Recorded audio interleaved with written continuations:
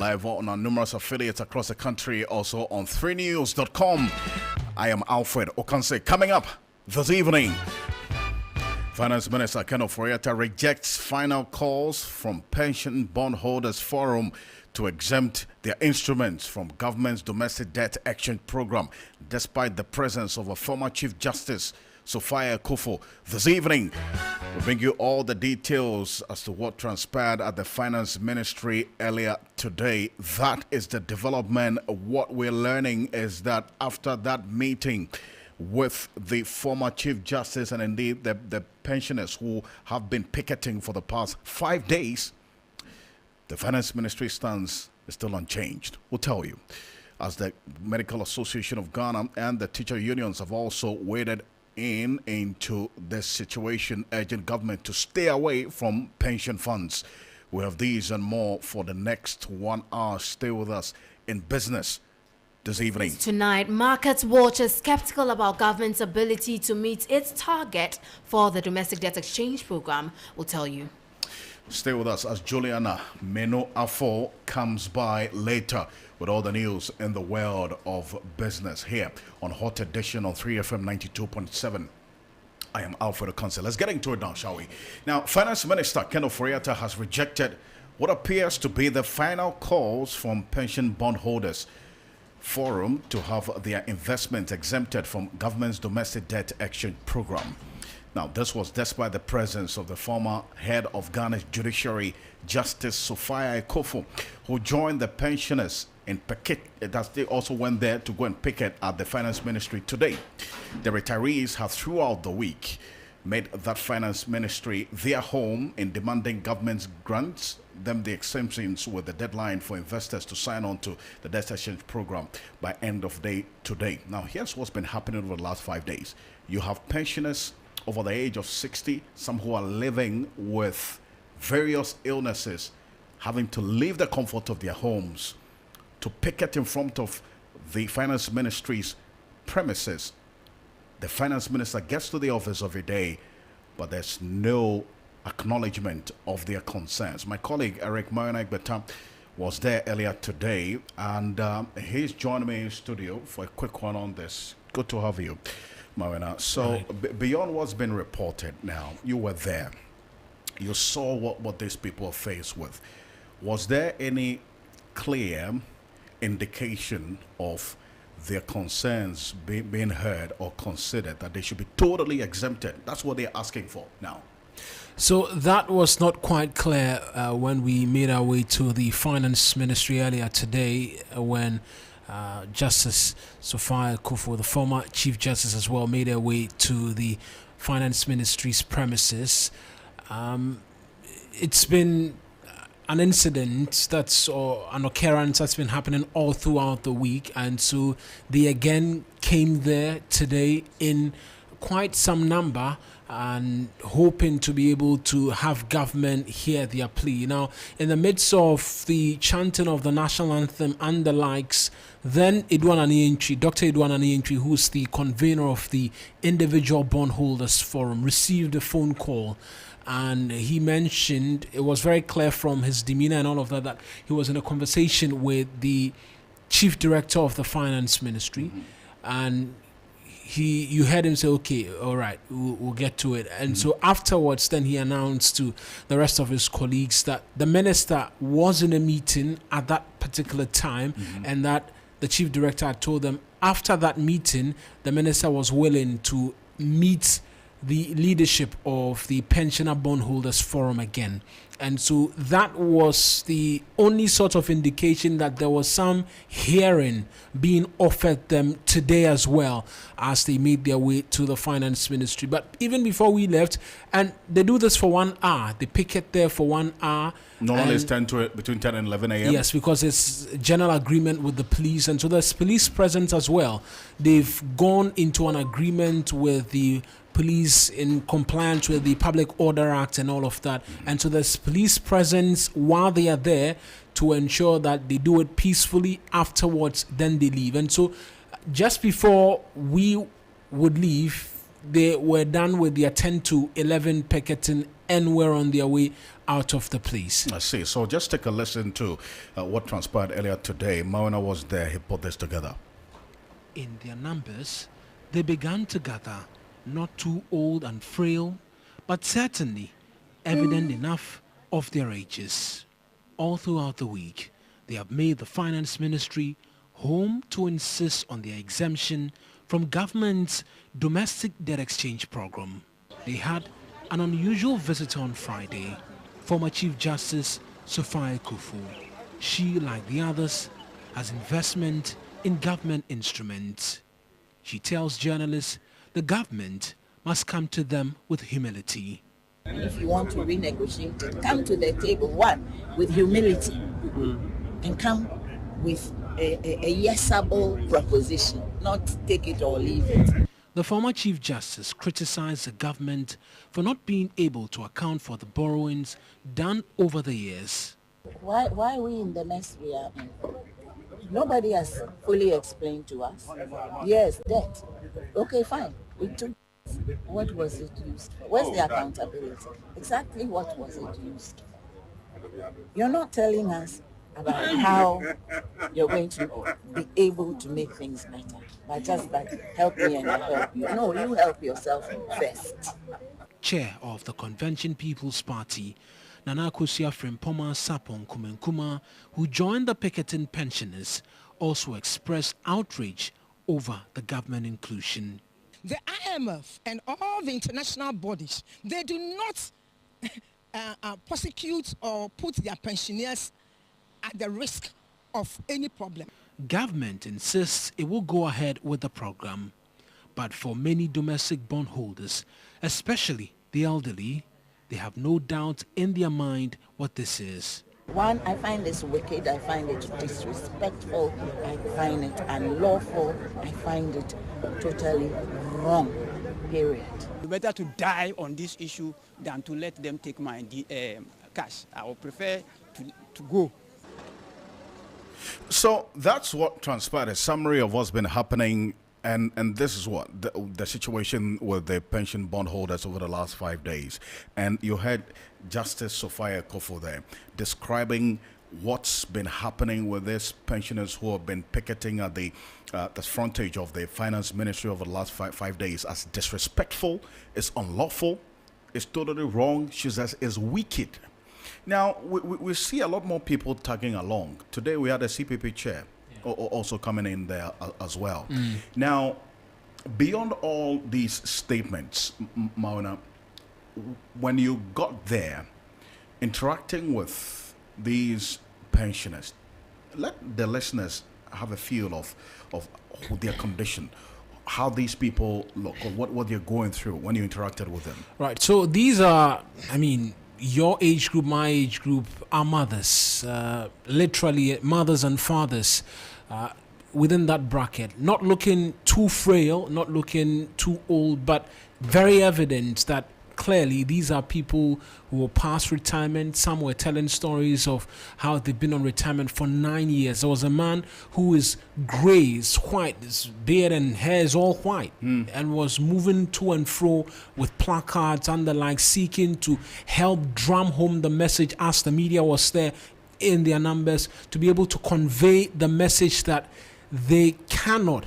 afford to have their investment included in this domestic debt exchange program. And it's also very important to note that on the 7th of this month, which was it Monday or Tuesday? No, this was on Tuesday. Some of these bonds matured. And so some of them were expecting to receive their investment capitals and all of that. That appears not to be the case now. It doesn't look like they will get these monies that they invested. And for them, they don't want to be a burden onto their families. And the former Chief Justice Sophia Kufu made very strong commentary and advised others to stay off government's domestic debt exchange program, and that they would go to court if it becomes necessary. They're going to go to court. That's the option that she's putting out. And that what happened on the 6th of February is what you made reference to. Some 4.185 billion 5-year bond that matured on the 6th of February, we understand has still not been honored. But stay with me, Mauna. Let's go on to the telephone now. Dr. Edu Ananienchi, who leads this Pension Bondholders Forum and a former Director General of the Securities and Exchange Commission. He's joining us on the telephone. Dr. Nidionenchi, thank you so much for your time on Hot Edition. We understand you were called into a meeting by the Finance Minister after your picketing today. What exactly happened? Well, the Finance Minister was still trying to explain to us the need for us to join the program. Still talking about the problem with tradability of our bonds if we don't join the program. And then the voluntary nature as against the exemption. But we explained to him that not that our members do not know the problem they will have if they want to trade their bond after the new ones have come to the market. But our members are saying that they don't have any problem with trading their bonds. They don't intend selling their bonds. Their aim is to hold on to maturity and just be taking their coupons. In fact, in many cases, these are live assets that people even want to leave their kids and their family. So they have gone into this investment not to take the money back as you would think they would need to do, so that if they want to take it back, they are going to have market challenges. So for us, it is not selling the bonds to take back our money, which is our aim. Our aim is to hold it until maturity. So our members do not want him to be thinking about that problem. And if anyone happens to get a problem, he needs cash and he wants to sell and he's not selling, it should not be the problem of the finance manager, the finance minister. That would be a market issue. And then again on the voluntary nature of the program, as if we stay out, is it not exemption? And that one too, I explained to him that he is a market player, and Maria myself also is a market regulator. The two of us, we understand that there is a difference between being exempted and you opting out of the program. And I put down the difference because we're not the only two there. Other people were there to register home that there's a difference between having been exempted and you yourself opting out. He still said, well, even if you are exempted, you still have some risk of government unable to be, because of get to a point that government resources will be prioritized. The first thing first, so in terms of a priority, you may have problems. I say, well, he said, well, if we are exempted, I think we have a better priority than people who opt out themselves. So if there is any problem, there is more problem with people who have who just did not accept to come under the program. They will have a higher problem than those of us who have been exempted. So you want to be part of the exemption, because when you are exempted, you have a smaller problem in terms of government's ability to pay. You will be considered before the people who decided to stay away. So we want to have, if there's anything like a priority, at least we will have priority over people who decided not to come under the program. So I explained that to him, that I believe he must understand, as the two of us are playing at the market and we all understand the workings of the market. So if the issuer has exempted you, the issuer is telling you that I don't have any problem dealing with you. The others that are having exempted, I will have problems dealing with them. That's why I wanted to exempt. I see. So you did not walk out of this meeting today with any assurance that you're going to be exempted from this program? No, so we have said it and explained issues that I think he, as a market player, if the two things that he is hanging on, the tradability, we have discounted it, that is not what he should not be thinking about it. There was a problem with traceability. And then the exemption as against being you opting out, I have sufficiently discussed that with him, and I believe he understands. As a market player, he understands the difference between the two. And we say we don't want to stay on our own and say we are not going under the program. We want to be exempted. So we leave that with him, that he will do what we want for us and for all this matter to come to an end. So we are still hoping that he will come up and say something. But at the meeting, no pronouncement were made that you are going to be exempted or you are not going to be exempted. So we have explained our stand to him sufficiently, and we believe he will have to take the right decision, which will be acceptable to us.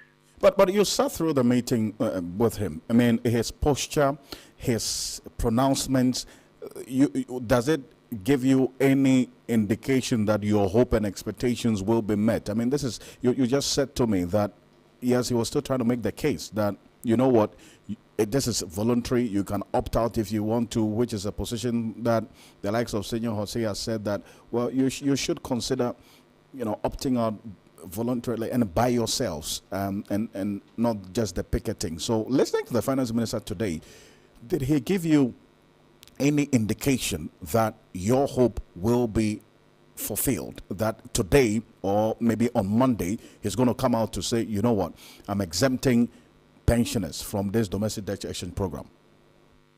Yes, I think that the finance minister, his wish is to get everybody on board. That will give him that the percentage success that he wants. So for him, he would be arguing and explaining and pleading that you join. So we have explained why he wouldn't join. And we also have explained why, even though we are staying out of the program, there's explained why we don't want to stay out of the program on our own, but we want to be, as it were, pronounced as people who have been exempted from the program. Because as I said, I have explained and I said to him that I know you already know the difference between having been exempted and you yourself opting out. If you opt out, the person who has been exempted has a better standing than you who opted out. Because if it comes to a time that the government wants to pay, and he has to pay, he prioritizes, you have a better priority because government decided to exempt you. So you have a better priority over the person who decided to opt out. And so that's why we need exemption. So people who think that when you don't apply, you have self-exempted yourself. Yes, you have self-exempted yourself, but not the issuer. We want the issuer to exempt us, not we ourselves exempting ourselves. So what's going to be the next step for you? Because today you walked out of the meeting with no assurance that you're going to be exempted. So what next? We have said if we are not exempted, we don't know what will happen. I started this discussion saying that, well, maybe you want to look at the figures, see what you have gotten, and then perhaps you can take a decision because ours is not going to come. So if it's not going to come, then you must as well say you have been exempted so that we stop whatever we are doing. And we have said that until that statement is made that we have been exempted, we will continue to do what we are doing. Dr. Edward Onyechi, thank you so much for time. You're welcome. Thank you. He is a former Director General of the Securities and Exchange Commission, SEC. He is a leader of the Pension Individual Bondholders Forum. They've been picketing at the Finance Ministry's premises for the last 5 days. Today, they were called into a meeting after their picketing. That's around 11 a.m. We understand that, as we have been told by Dr. Edward Onyechi, that meeting ended inconclusively. There is no assurance by the Finance Minister that he is going to exempt pensioners from the domestic debt exchange program. And that's quite worrying. And that's what the former Chief Justice, Sophia Kofo, describes as wicked, inconsiderate. She says that this cannot pass when it comes to talking about the issues related to taking care of the aged in the country. She says it's disrespectful, it's unlawful, and totally wrong. Mawana, you say that they were considering, she told you that they're considering a legal action should all these pleas and picketing fail. Yes, that appears to be the final point for a lot of them, because they continue to make the case that they went into a contract with government and the government has not even come back to them when they are defaulting in humility. And so they find a lot of these things quite, the many adjectives she's using, sensitive and the likes, and that she's asked bondholders to stay off the domestic debt exchange program, and if court is the last resort, they're going to go. Let's take a listen to Sophia Kofo. We voted government into power to take care of our economy. So we should see where the due diligence is before you tell an aged person to lend you money. Please, we should come again. This doesn't start, it's a non-starter. Should it come to that after years of faithful service to the nation? So the Minister of Finance had better go back to the drawing board and come back with a better proposal, because otherwise nobody is going to. I'm encouraging people not to agree to sign up to anything. Yes, and if need be, you can all go to court. That's all.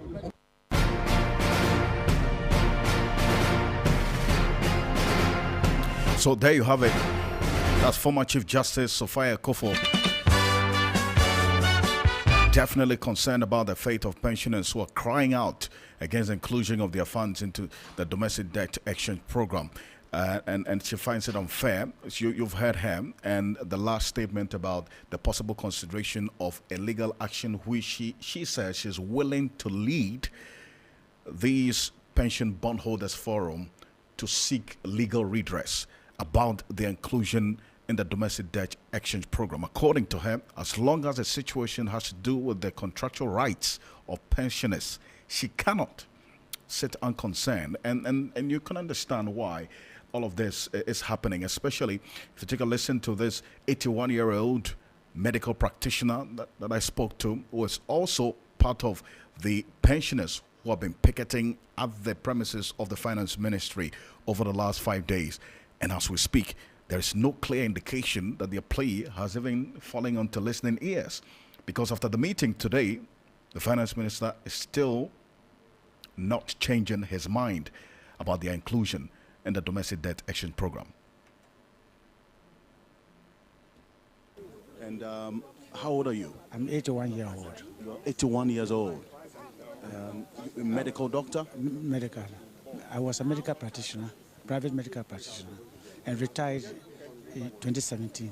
You retired in 2017, and you decided to invest? Yes, because I know I had a kidney problem, and it's already at the end. And it will come it will come tomorrow, any time. You are invested for it. That's why I bought bond. And now it's about to it's maturing in September 2023. And I need this money to look after myself. So actually, I want exemption because I can't participate in this and wait. I'm 81. How can I wait for 5 years more? I can't. Asking one thing, what's the message to the finance minister? That means he should think twice. And the example is because now he's punishing us. He's punishing us. He's killing us softly. That's it. This is what I can say. So he has to stop. And then exempt us from it.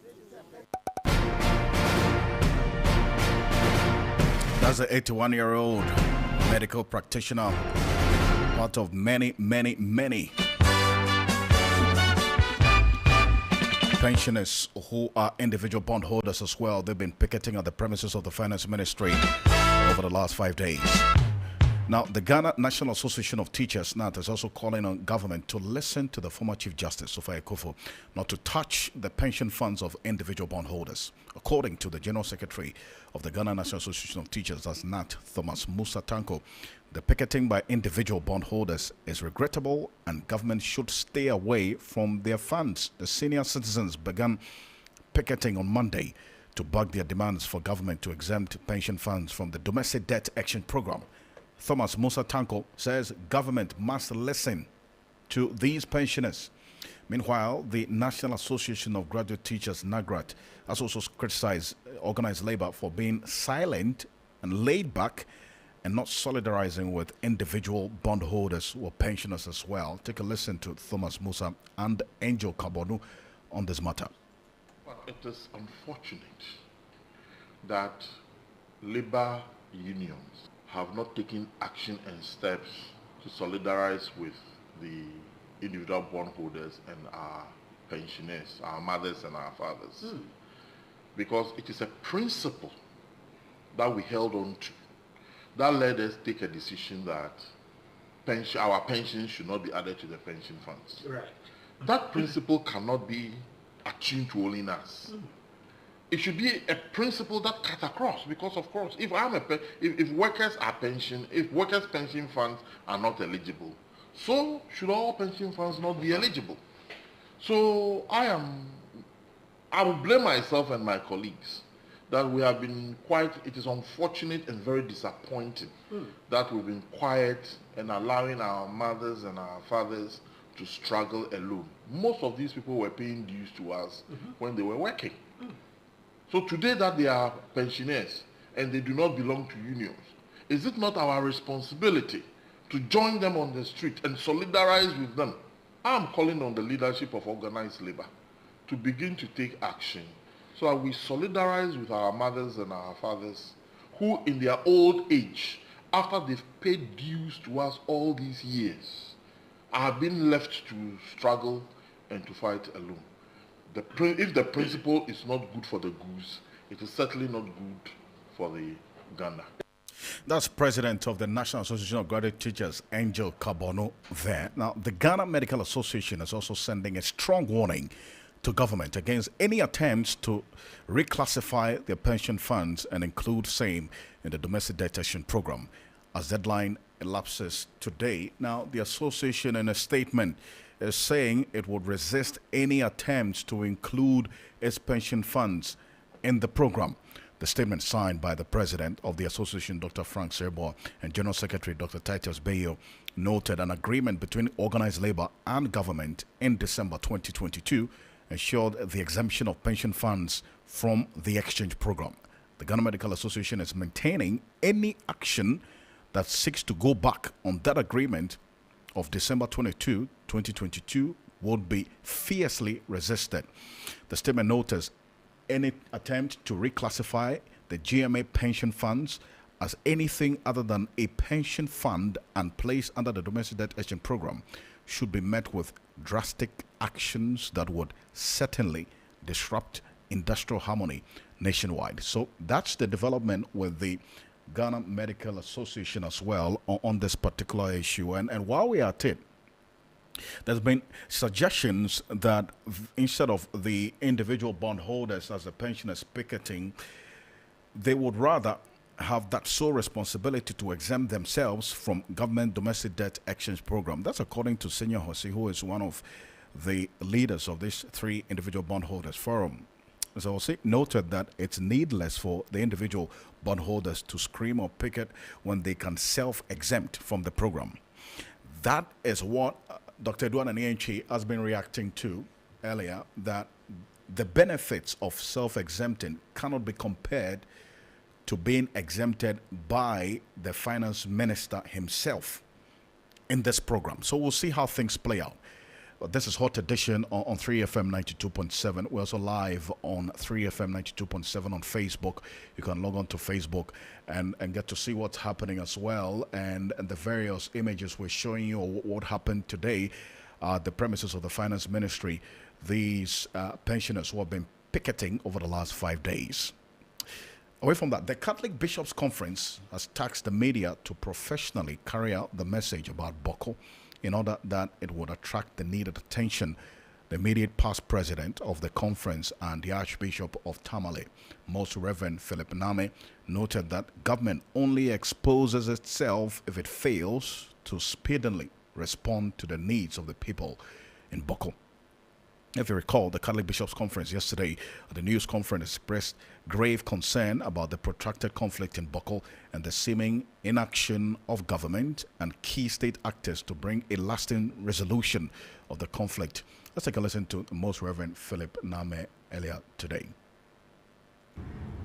With regard to the Boko conflict, the Catholic Church, through the peace satellite peace centers, have intervened severally. In other words, the Diocese of Navrongo-Borkatanga is also having a peace center. Tamale has a peace center. Damango has a peace center. And they continually network, first of all, to factually ascertain what is on the ground, and then to see what could be done in terms of the actors there, to talk to people on both sides who are engaged in this. If we are calling on the government now as a matter of urgency, it is just because we think that this ongoing attempt of the Catholic Church is not sufficient. And in terms of the recent killing which we heard about, we thought that something more from the side of government should come on and just not be left to volunteers and things like that. This is a section of the Ghanaian population who for many years have been in turmoil. And any government who would not speedily come to the aid of its ailing population is also telling the population a different message about why they are there as government. So we want to trust the professionalism of the media to know how to bring the message across in a way that they do not have a choice but to act in the right direction. That's the Catholic Bishops' Conference, the former head, Most Reverend Philip Name there. Meanwhile, a retired military officer of the Ghana Armed Forces, Colonel Festus Oboje, blames the national security and their failure for the protracted Boko conflict. I spoke to my colleague, Pakus Yasari, earlier today. Observation is that leaving the history of the conflict aside, not that the history is not important, but in terms of efforts to mediate this historically rooted conflict, during the Fourth Republic, it doesn't look like we've paid much attention to that particular conflict, which is part of the bigger conflict between the Dagombas, the Nanumbas, the Mamprusis on the one hand, the Mole Dabani group, vis-a-vis the autochthones, which include the the Kusasis, the Bisas, let's call them the earlier settlers or earlier, originators or whatever of the land. We've not paid too much attention.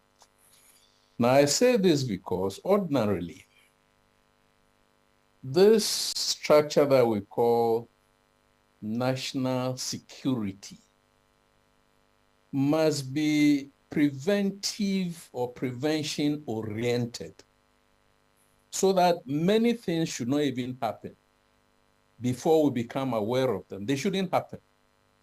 Now, anytime you hear of such conflagrations or escalations like in this Boku area, it means that there has been an intelligence failure, because a state must have its fingers on the dynamics of these conflicts.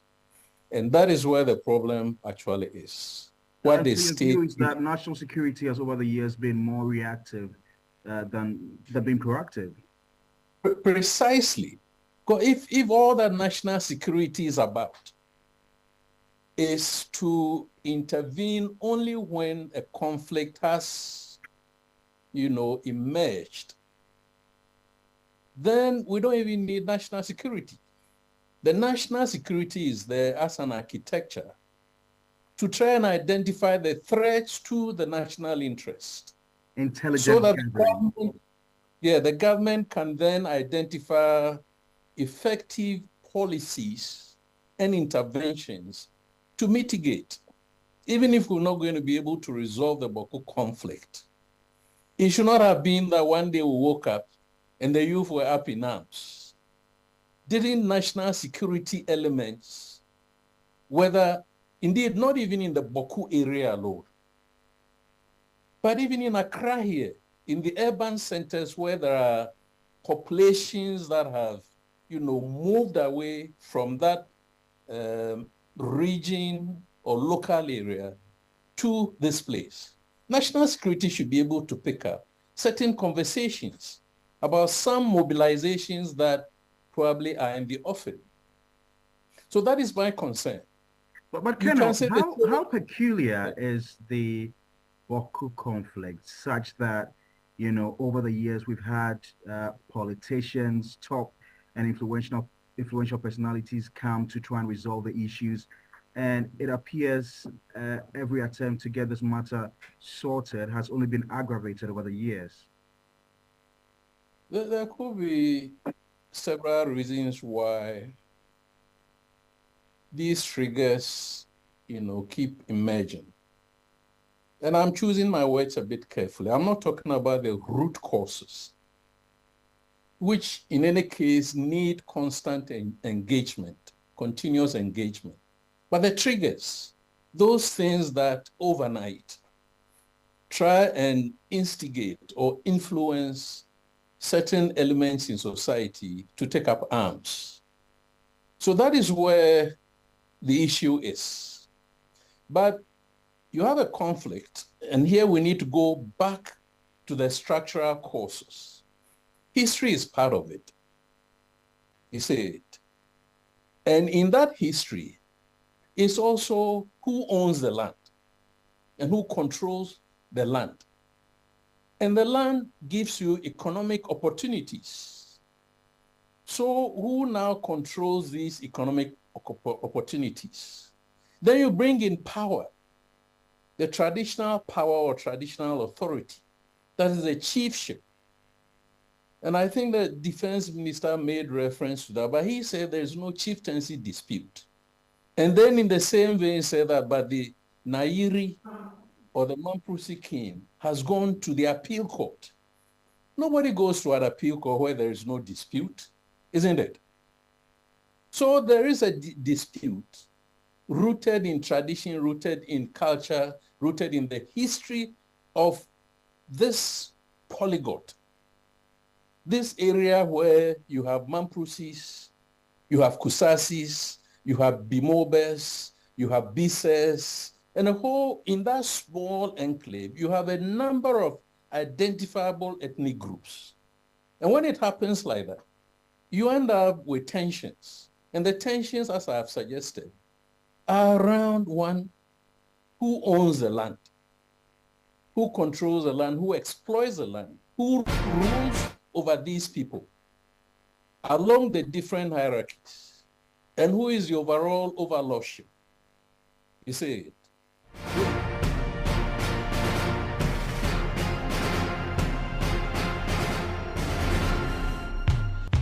That's a retired military officer The Ghana Armed Forces, Colonel Festus Abaje, there giving us details of his own analysis of what's been happening in Boko, that's in the Upper East region. And if you recall, sometime within this week, the Defense Minister Dominic Neto, who was a member of Parliament for the Bimbala constituency, also went to Parliament, gave details of what his ministry has put together so far about what's been happening in Boko over the last 14 days, which has led to the death of some 10 people. The military has been accused of their involvement in the killing of these 10 people. They have denied that, but the member of Parliament for Boko Central, the Honorable Mama Yariga, has petitioned the Commission for Human Rights and Administrative Justice to look into, in fact, institute investigations into the real involvement of the military in the alleged killing of these 10 individuals in the Boko area. This is after what the Catholic Bishops' Conference had come out and given details of what they intend to do, mobilizing people from Boko to picket at the Jubilee House. This is Hot Edition. We're live on 3FM 92.7. If you just joined us, here's what we've been talking about so far. The former Chief Justice, Sophia Kofu, has joined the individual bondholders or pensioners to picket at the premises of the Finance Ministry, describing the decision to include the pensioners' bondholders in the domestic debt exchange program as wicked, disrespectful, unlawful, and totally wrong. They've been called into a meeting, but there's no clear indication that that's the pension bondholders, are going to be exempted from the domestic debt exchange program. The deadline ends today, and so we're keeping a close eye on how things will play out in the announcement by the finance minister today. We also told you about the situation in Boko as well, and what the Catholic Bishop Conference intends to do. Now, stay with us. We're coming up with business. Right after business, Black Stars player Christian Achu's wife has granted an interview to the BBC, giving some updates of what's happened so far with respect to the search for her husband. So stay with us. We'll play back that interview that Christian Achu's wife had with the BBC here on Hot Edition on 3FM 92.7. Let's settle for the business news.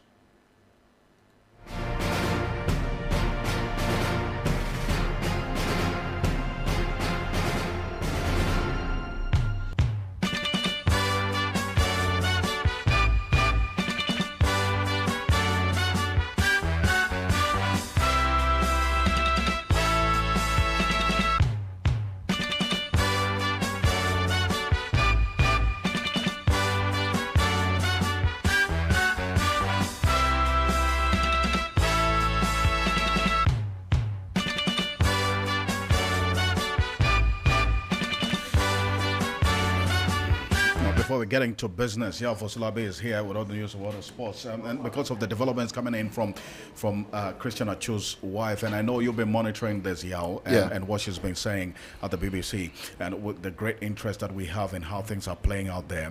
Now, exactly what did Christian Achu's wife say to the BBC in this interview? I mean, just a word on how anyone would be feeling if their partner is in a state like this. It's just a state of anguish, and she particularly isn't happy also with the way the whole search process has dragged and stuff like that. I think that it hasn't really helped the family. Also, the media reports hasn't also particularly helped the family as well. So I think that she spoke very calmly, she was very solemn about the message she wanted to put across and stuff like that. But I think that I mean, over here what we have is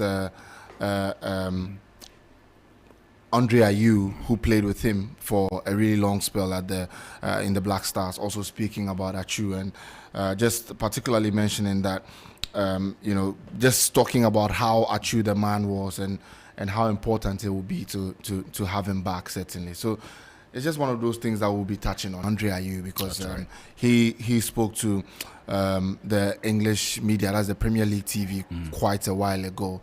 And so, we have that, and we are certainly going to bring Achu's wife's audio as well. Great stuff. In a few. Since you mentioned this, let's just hear from Christian Achu's wife. Yeah. And that interview with the BBC. Take a listen.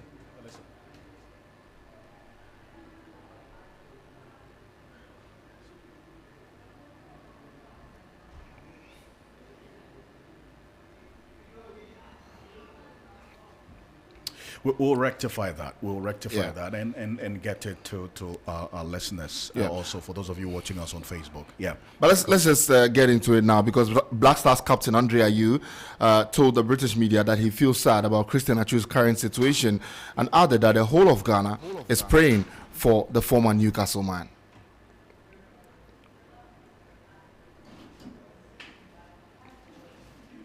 Sad, very down. For such a beautiful country, beautiful people, it's difficult. There are no words to describe how we all feel, not just me personally, but everyone. And for me also, you know, with the Christian situation, it's been difficult the last few days. We're trying to speak to each other as players, trying to get hold of his family, trying to know what's happening, and you know, we're very sad, and we're praying that he will be good, he will be okay. The whole of Ghana is praying for him to be good and okay, because it's a very difficult moment for us, for the football world in Ghana. He was great national team asset, so we really wish him well, and for all the Turkish people, they know what I feel for the country, and you know, I'm with them, and you know, may God, you know, bless them and give them the heart to sustain all this difficult moment. That's Andre Ayew, who's captain of the Black Stars, speaking on Christian Atsu. Now, Manchester City manager Pep Guardiola has stated that he and his team will accept any punishment given by the Premier League if they are found guilty of the charges they have been accused of. The Premier League have accused City of breaching 100 financial regulations from 2010 to 2018. In the other side, personally, I'm happy that we are here, because like UEFA happened, okay, we have the chance to defend. We cannot defend. I think we have good lawyers, but we cannot say that UEFA had bad lawyers. And I think the Premier League supportive for 19 teams to put it out for the Premier League are going to take a good lawyers too, to defend the position like we're going to defend our position. I would have loved to wait and see, and the time will see, or the time will dictate what is going to happen. Just in case we are not innocent, we will accept what the judge, the Premier League decide. That's Pep Guardiola there. To our final story this evening, an Arsenal head coach, Mikel Arteta, has stated that his consecutive losses to Manchester City and Everton has given him the opportunity to look at other aspects of the game. He revealed that his men have reacted well ahead of their game against Brentford. Absolutely. It's not about the comfort zone. It's about, in football, you're going to lose football matches, very different football matches, the one we lost at City and against Everton, but losing brings a lot of opportunities as well to look at other things and see the reaction of the team, and the reaction of the team has been superb this week. And tomorrow we're going to put a great performance in front of our crowd to try to... All right, that's Mikel Arteta there. Arsenal take on Brentford later tomorrow in the English Premier League. Will they still keep up to the top of the table? We wait to see. But there'll be some other interesting game as well across England and many other leagues across Europe. My name is Yao Fusulabi, and that's all the sports news this evening. Alfred. Yao, thank you. Thank you so much. And Juliana Menuafo is here with the business news. Julia, what's happening? So in business tonight, market watchers are skeptical about government's ability to meet its target for the domestic debt exchange program. The finance ministry set an 80% target for subscription as part of efforts to bring down the country's debt to GDP to about 55% by 2025. This has prompted government to continuously extend the deadline in an attempt to convince bondholders to sign on. But speaking to 3 Business, Courage Buti of GCB Capital said it is obvious the 80% targets will be difficult to achieve. Like on the institutional level, individuals have accepted the terms as offered now, and it looks